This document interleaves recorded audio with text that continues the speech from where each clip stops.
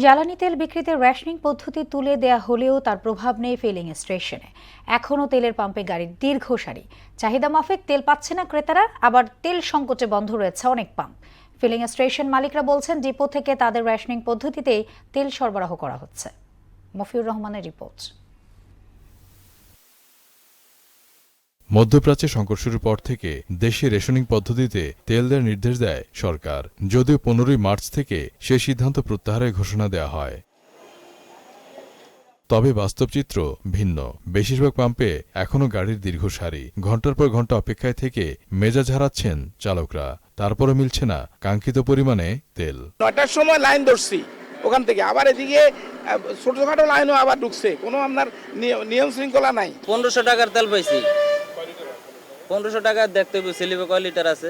একই অবস্থা মোটরসাইকেলেও। তেল নেয়ার যুদ্ধে উত্তীর্ণরা বলছেন রেশনিং বাতিল করার পরও চাহিদা মতো তেল দেওয়া হচ্ছে না।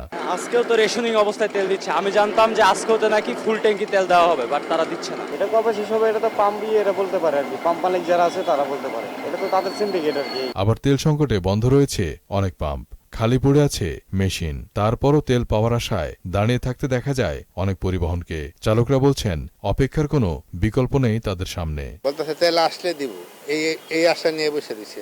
এখন তেল নাই বিদায় দিচ্ছে না, আর তেল আসলে পরে দেবে। ডিপো থেকে এখনও রেশনিং পদ্ধতিতে তেল দেওয়া হচ্ছে বলে জানান পাম্প সংশ্লিষ্টরা।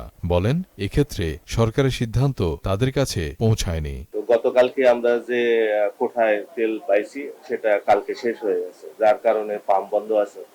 এখন আবার তেল আনতে গেছে, কোঠা সিস্টেমেই তেল আনতে গেছে, এখনো কোঠা উঠে নাই। তেল আসলে আমরা আবার চালু করব। কোনো যে আমাদের আগের যে নির্দেশনা, সেই নির্দেশনা অনুযায়ী আমরা তেল সাপ্লাই করছি। এখনো আমাদের কাছে অফিসিয়ালি নোটিশ আছে না, আমরাও নিউজে দেখেছি, কিন্তু বিপিসি থেকে যে নোটিশ সেটা আমরা এখনো পাই নাই। রিজার্ভ দ্রুত শেষ হয়ে যাওয়ায় দিনের বেশিরভাগ সময় পাম্প বন্ধ রাখতে হয় বলেও জানান তারা। মফিউর রহমান, মোহনা সংবাদ, ঢাকা।